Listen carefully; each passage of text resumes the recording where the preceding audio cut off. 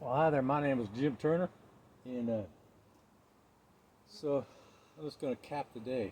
The camera always looks.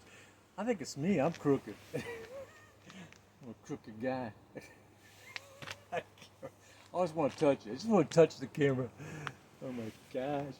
So yeah, it looks like when I'm up here, the camera looks straight. When I lean back here, it's like it's Leaning Tower of Pisa.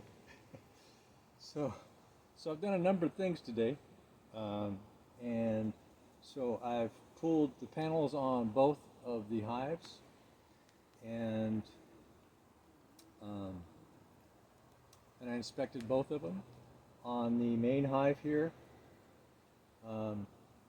they're just loaded with that panel was so loaded with varroa mites, it was crazy. Hundreds and hundreds of them. I don't remember the last time I pulled it actually. I got so many other things going on. I got blackberries on, blueberries. I got blueberries on, blackberries on, peaches on. It's like everything's on. You know what I'm saying? It's like I got blueberries that need to be picked every day. I got blackberries and peaches and strawberries, and I think it's dinner time. Blackberries and strawberries and all kinds of things that need to get picked. And I got these bees. So what's happening here is these wasps, I've killed, I don't know how many dozens. These wasps are constantly trying to get in these hives. So what I've done, I'll show them to you here in a minute, is I have narrowed the entranceways on both of these hives. Those, boy, this is one sharp knife. I better be careful. Well, actually, a sharper knife is better than a dull one. The difference is, a dull one will mess you up pretty bad. A sharp one will just cut right through. the surgeon will likely have a better, easier time putting your finger back on or whatever. So, what I got here is these peaches. I'm just sitting here, and these peaches blunk all over the place. I got about all the peaches I can handle in my freezers and processed down and all that. Well, that's a hard skin. Well, that's okay. It's my dinner time. I have 0 calories all day until 5 o'clock. Well, sometimes 5, sometimes 6, 7, 8, 9, 10. Just get so busy, you gotta take care of business first. And because my sugar don't spike, high and low and high and low, I don't get that like shaky thing. Ever. Ever. I used to. They have that morning breakfast, and give me something to snack, before lunch, and then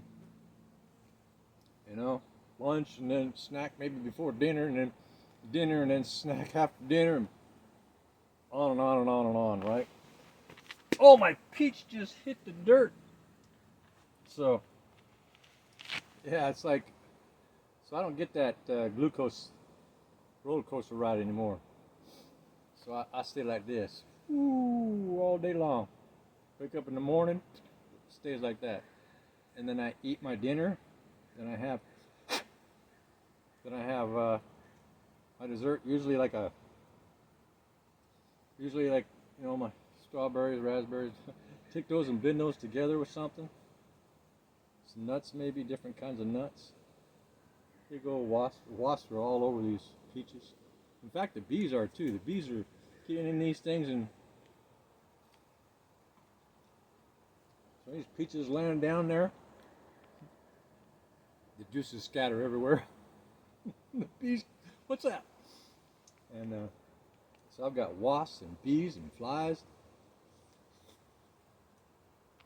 All kinds of critters nibbling on the sugars from these peaches. I've probably got another 100 or so peaches in that tree. What a wasp was trying. This wasp has all these peaches splattered all over the place, juices everywhere, and just now comes and lands on my peach.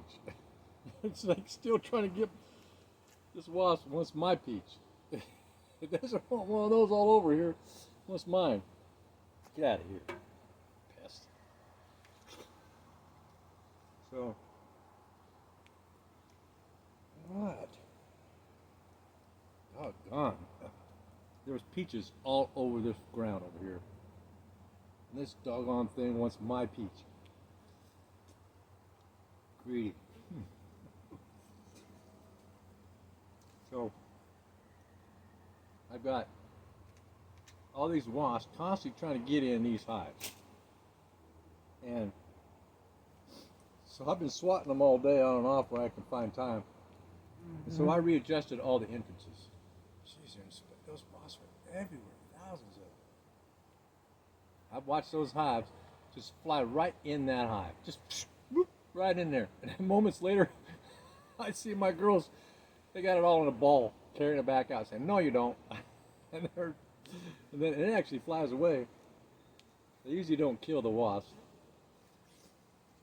Now, some of these wasps, they are so persistent, getting in that hive to get what they want. They give their lives. On those girls, my girls do kill them. Yep. If those wasps all over my camera.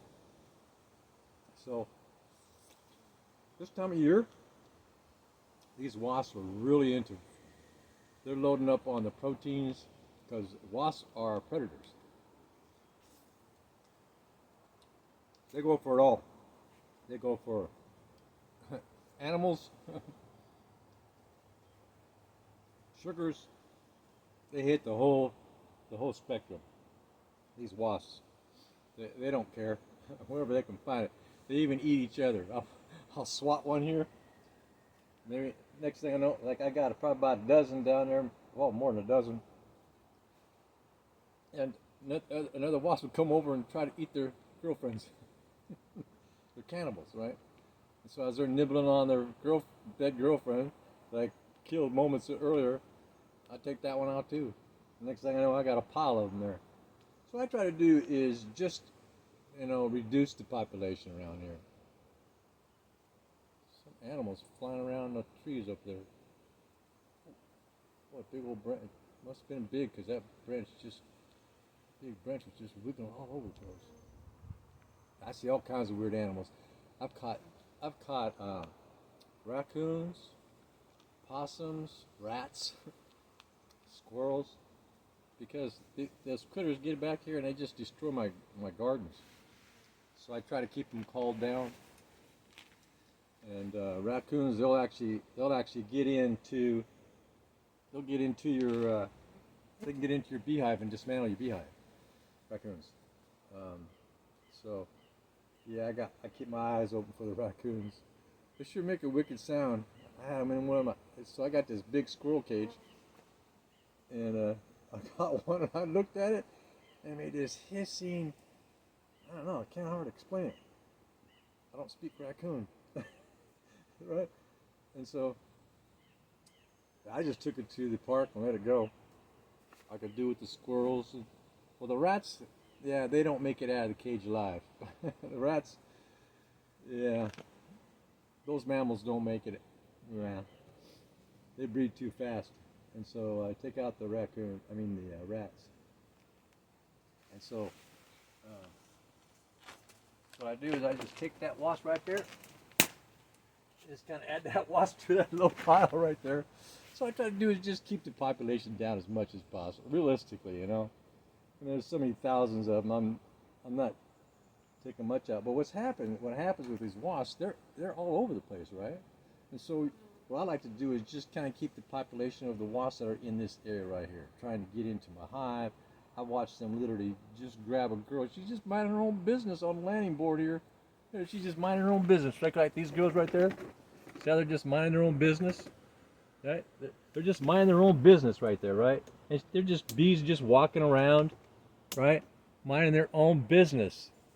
You know what I'm saying? And a wasp comes along, just walks, lands right on top of one of my bees, and literally flies away with my girl. Yeah. So what I did is I rearranged that entrance. So now it's got a bunch of little entryways. Because what I want to do is I want to make it easier for my girls to be able to protect the entryway. So I'll just show you real quick. So you can see the entryway there. So you can see how it's got all the little holes there now, right? Yep. So that makes it a lot easier for them to protect those little holes, right? What they'll do is they'll just have 1 or 2 girls in each hole. Right? See this big long entrance. I was watching those wasps just literally fly right on the top above my girls, right into the hive. Today, every day. And so I designed that thing, I don't know, months back. I designed that and I cut that out, and because I knew this time was coming. This time of year, I knew these wasps were coming, and what I want to do is make it as easy on them as possible, right? And same thing with the swarm that I caught in May. I just watched them earlier today, the wasps. So what happens is if you got a gap like that, which is a 3/4 inch right around there. So my girls are coming in and out, and those wasps know that. They just fly right above them into the hive. And so what I did is I narrowed that other one over there too, because the wasps are just going in there. And also what I did is I sprayed. I've got a sugar spray here, and what I'll do is from time to time I will spray sugar on my girls out there. There'll be so many thousands of girls out there. I'm going, wonder how many of those I missed on my sugar shake, right? So what I'll do is I'll just shake them periodically. I'm sitting here chilling. So I give them a sugar shake. Now when I give them a sugar shake, they know the difference.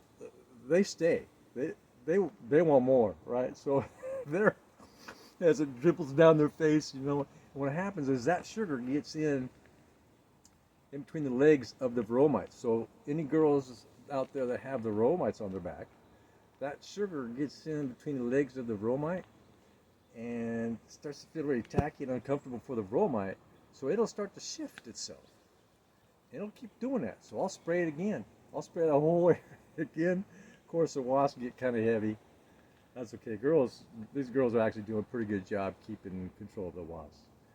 My main focus right now is actually not the wasps, it's the varroa mites. There is so many thousands of them in there probably. I saw so many hundreds. They were just on my landing board earlier today. I took it out. It was just hundreds of them. Right?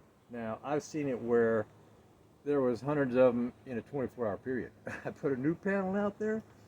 I did my sugar shake, went and checked it the next day. Hundreds of new ones. 24-hour period, new varroa mites. Hundreds the next day. So these varroa mites that I saw, I think it's been 2 weeks. So I don't like to let it go that long. But you know what? I got so many things going on. I'm just gonna take care of my girls the best I can, and let it be. You know what I'm saying? And so that's kind of the day today. So they both. So actually today I only sugar shake the main hive here, the big one.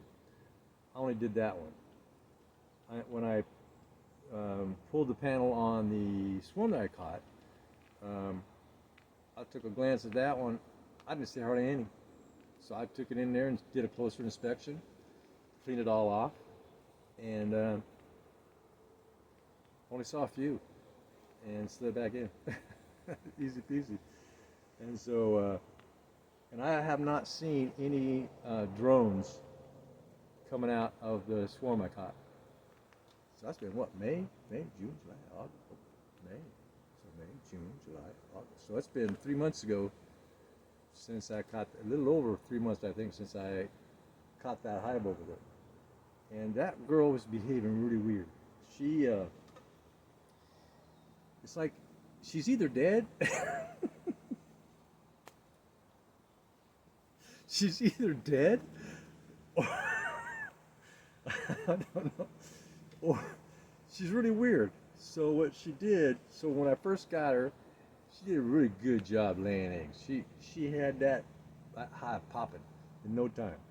So when I transfer her from this hive up here, I keep in my peach tree down here. Um, she already had so many eggs laid. It was just only like a week, I think.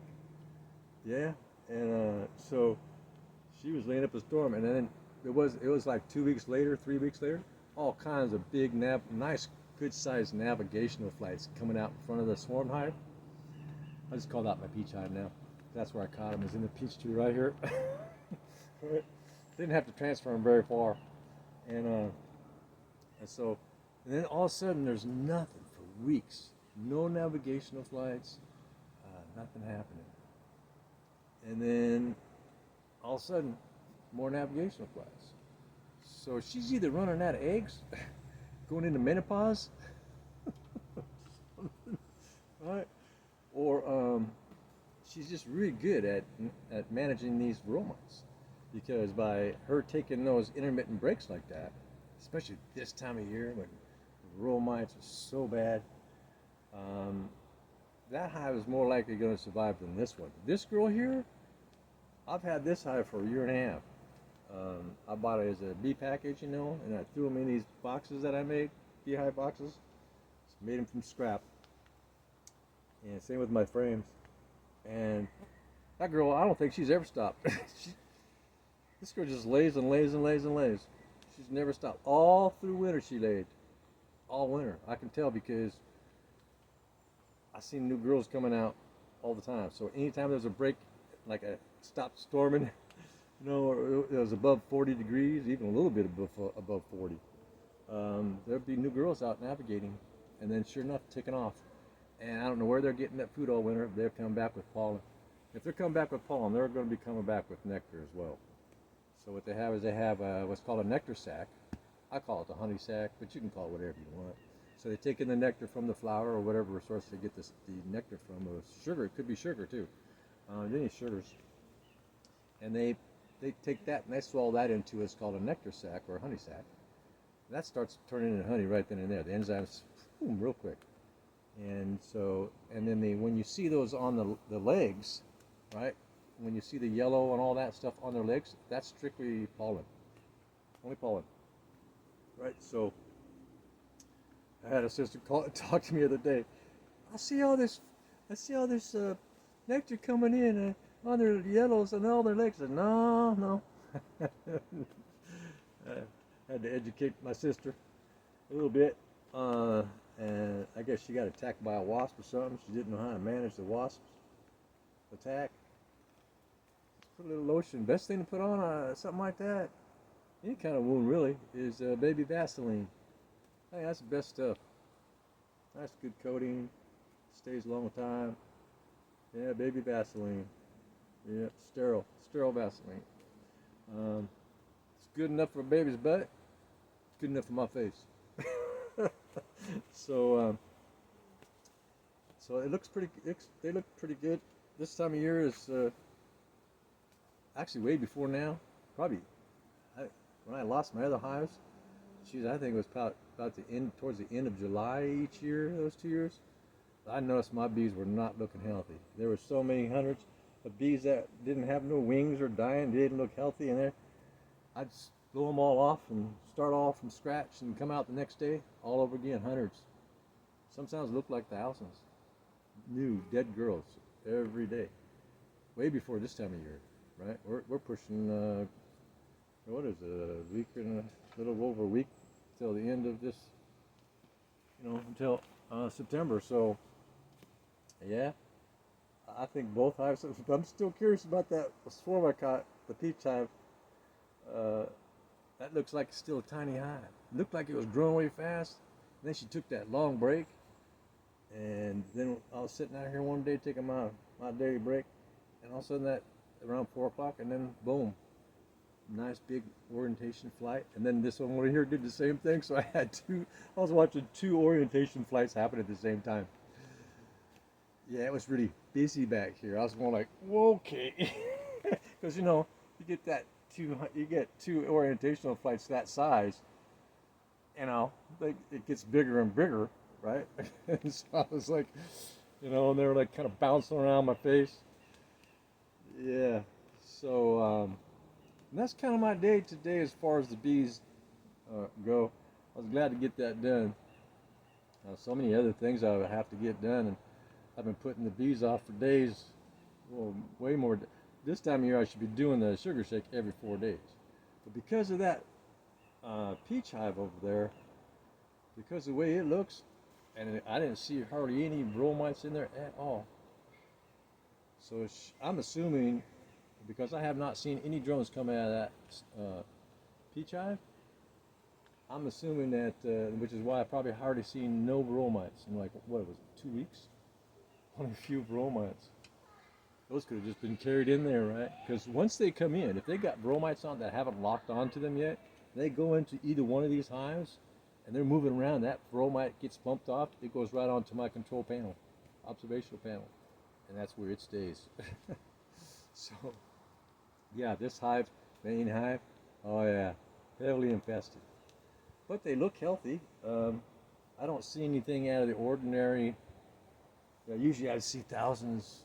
Actually, if I didn't pick them up after a couple of days, there'd be thousands this time of year of dead girls, either dead or dying or no wings, walking all around here.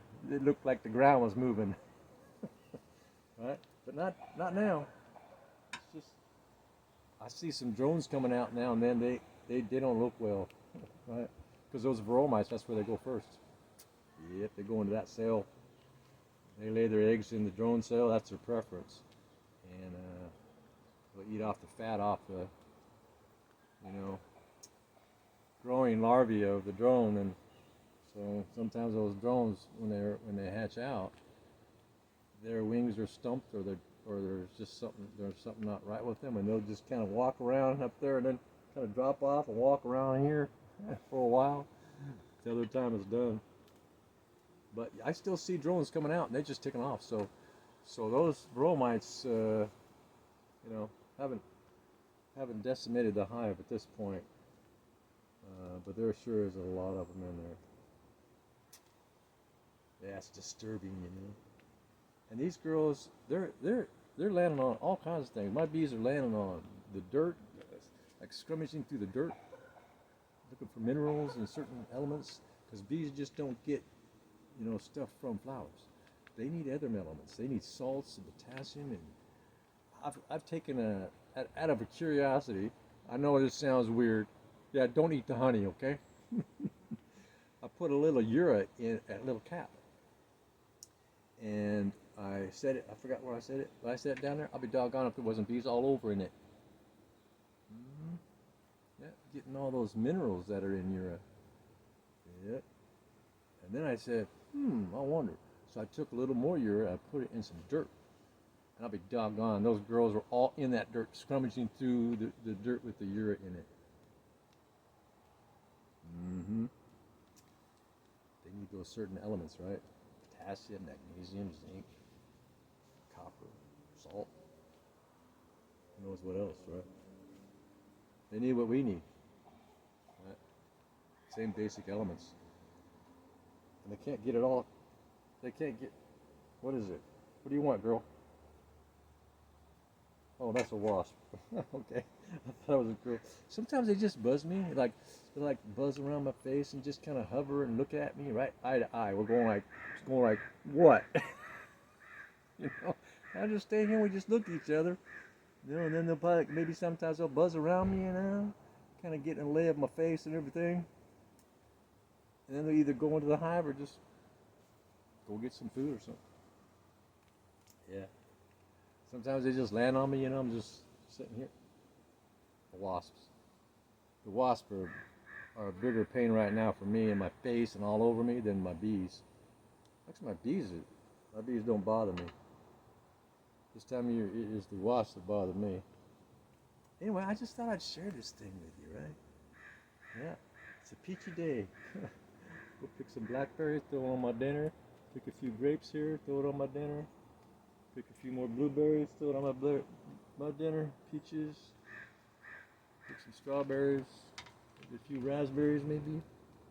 God, throw it all on the dinner. Throw a few nuts on it. I got some what's called whole grain pasta. It's that dark brown stuff, I'll usually cook a big batch of that, throw some vegetables in there, whatever I got, and whatever I got growing, whatever, you know, whatever I can find, scrummage. It's called foraging. So whatever I can forage from my yard, throw it in there. Right? Yeah, and that's what I had last night. So I'll probably mix my dinner up a little different. It's the same base as the last 2 nights. So I'll use the same base, because you know what they say.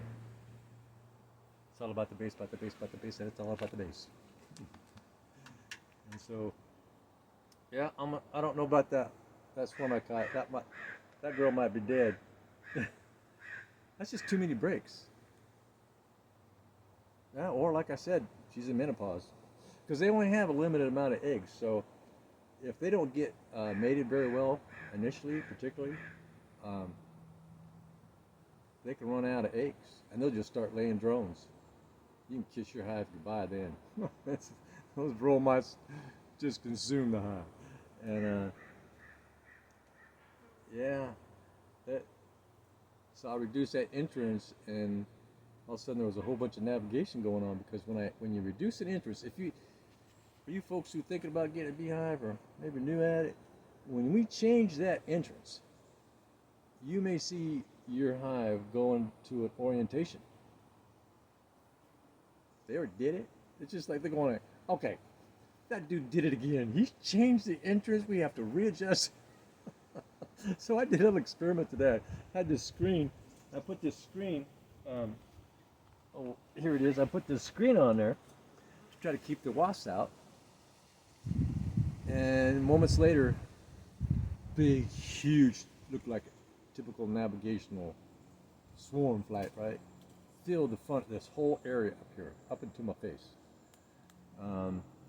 And so let that go on for about 10 minutes, maybe 15, and it didn't die down. Staying big. I'm going, So I took this out. Just a couple minutes later, it was back to normal. So they're going, I'm confusing the heck out of them. They're probably thinking, oh, he did it again. Doesn't that boy ever learn? Wasps. And so they look a lot calmer since I put that new entrance there with all the little holes. Much easier for them to manage the wasps trying to get in. Each hole has a bunch of little girls hanging out in front of each hole, and I still might shrink that other one over there after watching those wasps just fly right in there over there. And I have that thing narrowed already, and they still just flew right in, man. Those wasps, they don't care about their life, man. They just gotta get that resource, right? All right, please subscribe, thumbs up, ring the bell, leave a comment. This is a baby channel. I give it a bottle now and then. I burp it. Apply some Vaseline when necessary. Right, and that's kind of it. So I got a lot of stuff done today. I think I'm going to retire from these wasps, because these wasps are just a pest. Got a nice little pile down there of them, and I'm thinking about maybe I might want to go buy one of those little traps. So I bought them before. It was a couple of years ago, because I used to kind of grow wasps, because they're really good at keeping the mosquitoes gone. If you have a mosquito problem, and if you can manage it in such a way where you can really propagate a lot of wasp nests around you, and so they're in areas that not in front of your door and stuff like that. Well, that was the first year I had not experienced a mosquito bite the whole year. First time. I watched. Jeez, get. Now these wasps are such predators. They'll actually even take a chunk out of you. That's what happened to my sister. One landed on her. It didn't bite her. Wanted to eat her. I'm gonna take a little chunk if you don't mind. Took that back to my hive. And so, so that year, what I did is I had water dishes out, because I put my plants in it, and because it gets so hot, I put my plants in it so that they wouldn't dry out so fast, the ones in the pots. And I said there's a lot of wasps that are coming around. So, that's interesting. So then I watched one wasp. It landed on a leaf, and it froze, and then it walked really slow to the edge of the leaf, and then it pounced on the other side, like lightning, man. Yeah, 186,000 miles a second. It was getting a mosquito that was shaded on the other side of the leaf. So those wasps did that all that year and kept my mosquito problem not a problem for the first time. And so, but you know, most folks don't want a bunch of wasps flying all around. But I gotta say, those wasps, I had so many thousands of them around me, they became docile with me. In fact, I would reach in and I'd see them drowning. I'd reach in with my hand and bring them out, you know, and set them on the ground and wait to see if they survived or not. And well, there ended up being two, but the first one, it did. It started cleaning itself a little bit, and it survived. I started to walk away this way, and it was sitting here, and it turned its body towards the angle that I was walking. And went, what? So I thought, So I turned my body and started walking the other way, and it turned that direction. And so every direction I turned, it kept getting closer and closer. I was thinking about going and putting it on the couch next to me. You sit here, want to watch a movie? Hey, you saved my life. I really appreciate that. That happened again, the same thing a week later. I saved its life, and it's just I guess that's how it was showing appreciation. It felt safe around me. I'm gonna get closer to you, right? Same thing happened a week later. Wasp did the same thing. Wanted to follow me wherever I went. I was thinking about getting a leash, a wasp leash. Oh shoot, man! I couldn't believe that. And so, yeah, I had so many thousands of wasps. So when I got my beehive the following year, I realized that's a bad idea. So I had created so many nests that came back the following year. I had to go buy those wasp packets to kill them all, right? Because they were trying to decimate my hive. I had two at that time, actually. Yeah, they were just bad. So I took out a lot of the population of the wasps in this area, and that year, and that's kind of my story. You ever seen a bee do a swan dive? Yeah, that was so cool. Now, you folks, you've heard the story. You know the story. I just didn't know bees took an actual bath. Did you know that? I mean, I was going to do the wasp thing, I got a stick. I thought I was drowning. And as I was getting ready to get that stick in there, it grabbed another piece of stick that was kind of close by, and it pulled itself out. And it groomed itself a little bit. Walked around for a moment. Boom. Nose dive. On purpose. On purpose. And then, here comes the cat. Then it flipped on its back, and it took a bath in such a way it would flap its wings out of the water with its head up just slightly above the water, and it would flap its wings above the water too, splashing itself. What a crazy thing to watch. I had no idea. I've seen a few more do stuff similar. Okay, all right. Bees take baths. Splish splash.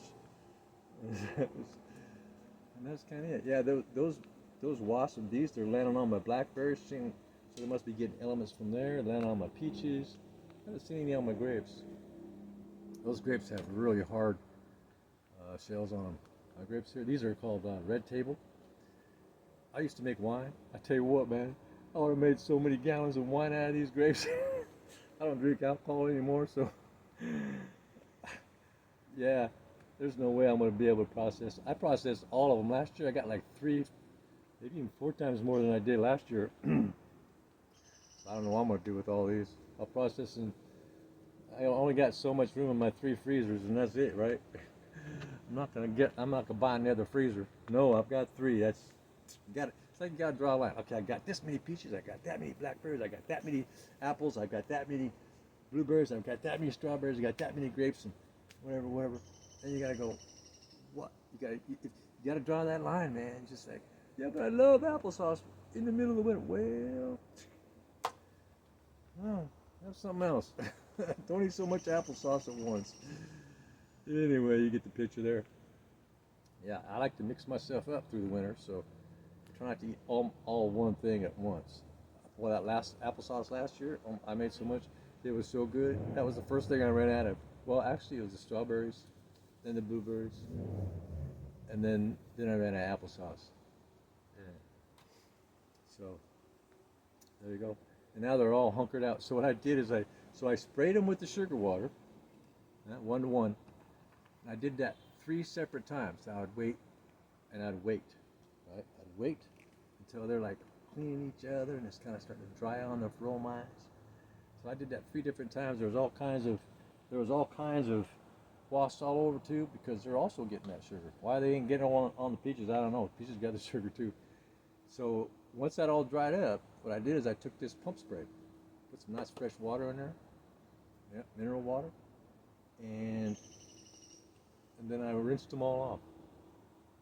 I don't know, 3 or 4 times, different times. Let it settle, and come back out. Because when I do water, they rush in. They're out of town, man. They're going in, right? Closing the doors. They rush in quick, and so that landing board got cleaned out quickly, right? When I do the sugar water, nope, they stay. They all stay. They know the difference right away now. I've trained them, and so I wait till they come back out, and then they get safe. Then I hit them again. What I'm trying to do is get that bromites to wiggle, and then they go back in. I have them go back, rush back in. They're bumping each other, and those bromites fall off in through that screen. Gone, man. Just another way, to try to help my girls out with these bromide problems. And I don't do it every day, but I do it when I feel like it. And I'm just sitting and chilling, going, I'm not gonna do that and that and that. I'm done doing that and that and that and that and that. I'm just gonna spray the girls, kill some wasps. Talk to you on the camera. Please subscribe, thumbs up, ring the bell. This is a baby channel. It only grows when you decide it to. When you decide for it to grow, that's when it grows. And the way that this channel grows is by you. So you go to, well, how do you do that anyway? You go to, well, I just clip my controller up, and then the lines come up, and then I go to the channel, and then I just click subscribe. And when I want to leave a comment, then I just go in the comment section, and when I want to leave a thumbs up, I do that. When I want to ring the bell, I do that. Off from there. You figure it out if you want to. It's like anything, man. When we're curious about something, we want to take out the time to satisfy that curiosity. Then we just do it. Until then, we just say, yeah, right. Okay, that's my day. It was a bee day today. It wasn't really much of another day. I really focused on trying to get as many wasps as I could. I'm gonna have to go get one of those wasp killer things. It's like in a bag, Yeah, they're just everywhere. All right. Well, I want to say one thing. From your first breath to your very last breath, and all the ones in between, they're all equal. They all matter the same. The same. Got this one life, and every breath we take, every move we make, right? So it matters. And if you don't feel that way, maybe it's time to change the venue or the people around us. I was in that position, and I did that, and it was, I think, in this point in my life, it was the best decision I ever made. I'm happier now than I ever remember being happy. It's like I finally have peace, like tranquility. I have. I can now think with clarity. I don't feel this tension or anxiety type of feeling. You know, it's just peace, man. Peace. Peace, brothers and sisters. Bye now, yeah? Have a good one.